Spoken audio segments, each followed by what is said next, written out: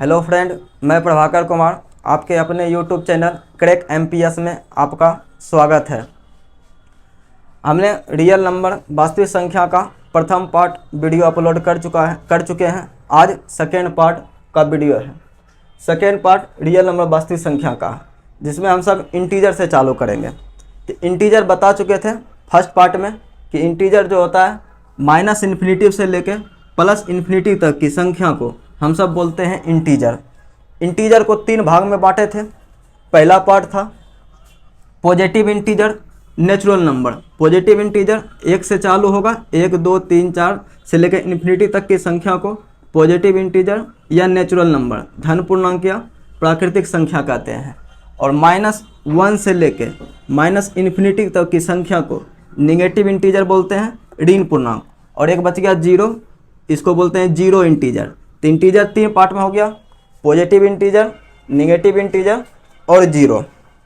Positive integer या natural number का ही चार पार्ट है: इवन नंबर, सम संख्या, ओड नंबर, विषम संख्या, प्राइम नंबर, अभाज्य संख्या, कंपोजिट नंबर, भाज्य संख्या। इवन नंबर क्या होता है? वैसी प्राकृतिक संख्या जो 2 से डिवाइड हो। वैसी प्राकृतिक संख्या जो किससे डिवाइड हो? 2 से डिवाइड हो, उस संख्या को बोलते हैं इवन नंबर या सम संख्या। जैसे 2 4 6 8 10 12 ... इस प्रकार की जो संख्या है वह है सम संख्या। और ये सब क्या है तुम्हारा? इंटीजर, पॉजिटिव इंटीजर है। 2 से डिवाइड हो जाएगा, 4 भी 2 से डिवाइड हो जाएगा, 6 भी 2 से डिवाइड हो जाएगा। तो ये सब सारी संख्या जो है वो क्या है तुम्हारा? सम संख्या है।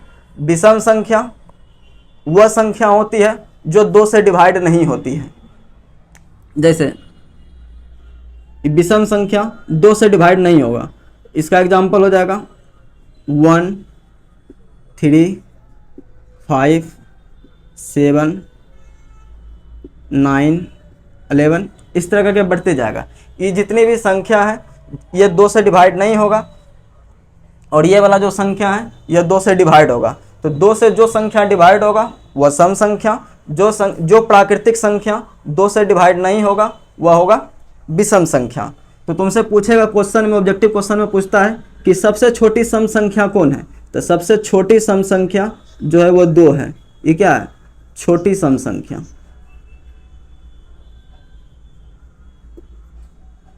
सबसे छोटी सम संख्या क्या हो गया? 2। और सबसे छोटी विषम संख्या वो हो जाता है तुम्हारा 1। सबसे छोटी विषम संख्या 1 और सबसे छोटी सम संख्या 2। अब हम सब जानते हैं प्राइम नंबर, अभाज्य संख्या क्या होता है। प्राइम नंबर और अभाज्य संख्या को जानने के लिए पहले एक टर्म का जानना जरूरी है, जिसे हम सब बोलते हैं फैक्टर, और हिंदी में बोलते हैं इसे गुणनखंड। फैक्टर या गुणनखंड होता क्या है? मान लीजिए एक संख्या है 12। हम आपसे पूछे कि 12 का कितना फैक्टर होगा? तो फैक्टर वह संख्या होता है जो किसी संख्या को डिवाइड करे। जैसे हम आपसे पूछ रहे हैं 12 का फैक्टर, तो 12 को जो संख्या डिवाइड करेगा वह इसका क्या कहलाएगा? फैक्टर या गुणनखंड। जैसे 12 को कौन सी संख्या, 1 12 को डिवाइड करेगा तो 1 इसका फैक्टर हुआ। 2 12 को डिवाइड करेगा, 2 12 का फैक्टर है। 3 भी 12 को डिवाइड करेगा, 3 भी 12 का क्या? फैक्टर है। 4 12 को डिवाइड करेगा, 4 भी फैक्टर है। फिर कौन? 6 और फिर 12। तो ये जितनी संख्या लिखे, कितने संख्या? 1 2 3 4 5 6 संख्या लिखे हैं। जो 6 वो संख्या किसको डिवाइड करेगा? 12 को डिवाइड करेगा। तो 6 वो संख्या जो है 12 का फैक्टर है। किसका फैक्टर है? 12 का फैक्टर है। अब हम आपसे पूछेंगे कोई संख्या, मान लो हम लिख दिए 15। हम आपसे पूछेंगे बताओ क्या 4 15 का फैक्टर है? ये जो 4 15 का फैक्टर है, तो हम 4 से 15 को डिवाइड करके देखेंगे। 4 से 15 को डिवाइड करेंगे तो पूरी नहीं कटेगा, इसलिए हम बोलेंगे कि 4 जो है 15 का फैक्टर नहीं है। हम पूछेंगे कि बोलो 3 15 का फैक्टर है, तो देखेंगे कि 3 15 को डिवाइड करता है, तो 3 इसका फैक्टर होगा। हमको फैक्टर समझ गए होंगे। फैक्टर या गुणनखंड क्या होता है? वह संख्या जो किसी संख्या को डिवाइड करे वह इसका क्या कहलाएगा, फैक्टर। जैसे मान लीजिए आपसे पूछेगा कि 6 का फैक्टर क्या है, तो हम बताएंगे 1, क्योंकि 1 6 को डिवाइड करेगा। हम बताएंगे 2, 2 6 को डिवाइड करेगा, और 3, 3 भी 6 को क्या करेगा, डिवाइड करेगा, और एक 6, 6 भी 6 को क्या करेगा, डिवाइड करेगा। इसके अलावा कोई भी संख्या नहीं है जो 6 को डिवाइड करेगा, तो ये सब इसका क्या कहलाएगा, फैक्टर कहलाएगा।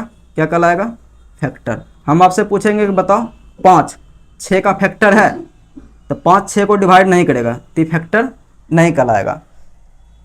तो फैक्टर समझ गए होंगे, फैक्टर क्या होता है। अब देखो प्राइम नंबर का परिभाषा समझते हैं। प्राइम नंबर अभाज्य संख्या। तो प्राइम नंबर अभाज्य संख्या में क्या लिखे हैं, सिर्फ और सिर्फ 2 फैक्टर हो। सिर्फ और सिर्फ कितने फैक्टर हो, 2 फैक्टर, मतलब 2 गुणनखंड, ना 2 से कम हो और ना 2 से अधिक हो। सिर्फ और सिर्फ कितने फैक्टर हो, 2 फैक्टर हो, ना 2 से कम और ना 2 से अधिक। और दोनों फैक्टर में से कौन कौन 2 फैक्टर होना चाहिए, एक स्वयं और एक दूसरा, और दूसरा 1। इस दोनों के अलावा कोई भी फैक्टर नहीं हो, वह संख्या अभाज्य संख्या कहलाएगा। वह संख्या क्या कहलाएगा, अभाज्य संख्या।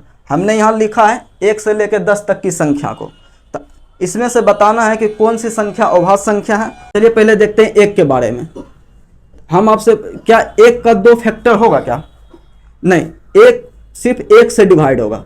1 जो है सिर्फ किससे डिवाइड होगा, 1 से डिवाइड होगा। हम क्या बोले, प्राइम नंबर का परिभाषा क्या बोले हैं कि जिसकी 2 फैक्टर हो, कम से कम सिर्फ और सिर्फ 2 फैक्टर हो, कम से कम नहीं, सिर्फ और सिर्फ कितने फैक्टर हो, 2 फैक्टर, एक स्वयं और एक 2, इसके अलावा कोई नहीं होना चाहिए, तभी वह अभाज्य संख्या कहलाएगा। तो 1 सिर्फ 1 से डिवाइड होगा, और कोई संख्या है क्या, नहीं है। तो मतलब क्या 1 का 2 फैक्टर है क्या, नहीं है। तो 1 जो है अभाज्य संख्या नहीं होगा, 1 अभाज्य संख्या नहीं होगा। तो 2, तो 1 अभाज्य संख्या नहीं होगा। तो बताओ 2 अभाज्य संख्या होगा कि नहीं होगा। तो 2 को देखते हैं किस किस से डिवाइड होता है।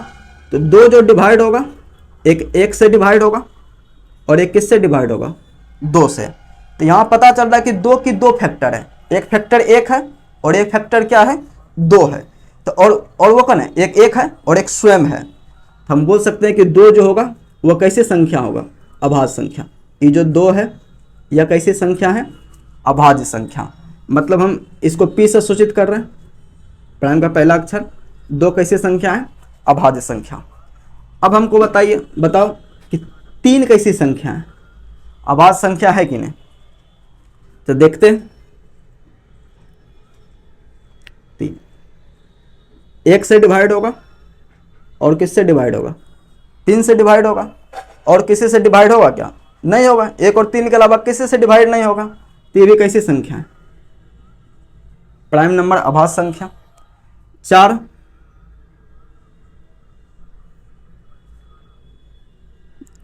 देखते हैं, 4 1 से डिवाइड होगा, 2 से डिवाइड होगा, और किससे डिवाइड होगा, 4 से डिवाइड होगा।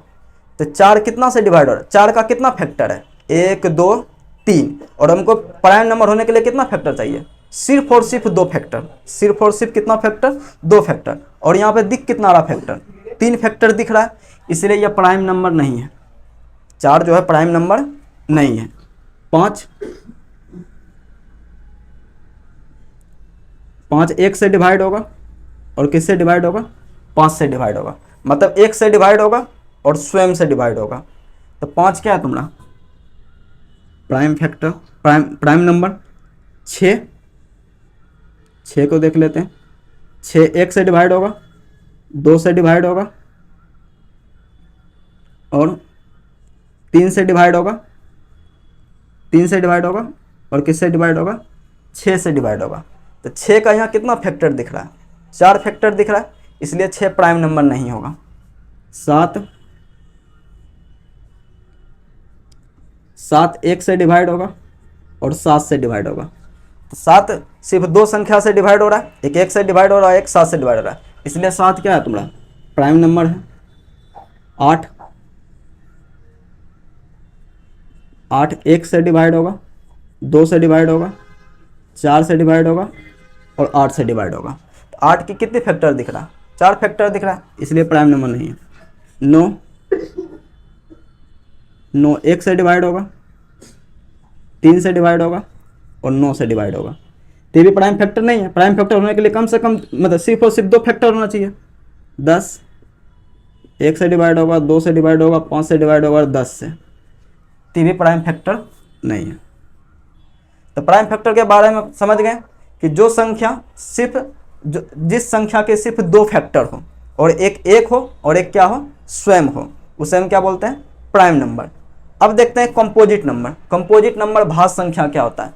तो कंपोजिट नंबर भाज्य संख्या वह संख्या होती है जिसकी कम से कम 3 फैक्टर हो। जिसकी कम से कम कितनी फैक्टर हो, 3 फैक्टर। अधिक से अधिक कितना हो फैक्टर हो जाए उससे कोई मतलब नहीं है, लेकिन कम से कम कितना फैक्टर होना चाहिए, 3 फैक्टर होना चाहिए। तो चलो हम सब देख लेते हैं, 1 से लेकर 10 तक का ही संख्या देख लेते हैं। इसमें कौन सा भाज्य संख्या है। तो देखो 2 की कितनी फैक्टर है, 2 फैक्टर है। अब भाज्य संख्या होने के लिए कितनी फैक्टर चाहिए, कम से कम 3 फैक्टर। तो ये तो भाज्य संख्या नहीं है। 3 के भी कितनी फैक्टर है, 2 फैक्टर, ये भी भाज्य संख्या नहीं है। 4 की कितनी फैक्टर है, 1 2 4, 3 फैक्टर। कितनी फैक्टर है, 3 फैक्टर। और जिसमें 3 फैक्टर और 3 से अधिक फैक्टर दिख जाए वो कैसी संख्या होगा, कंपोजिट नंबर। कैसी संख्या होगा, कंपोजिट नंबर।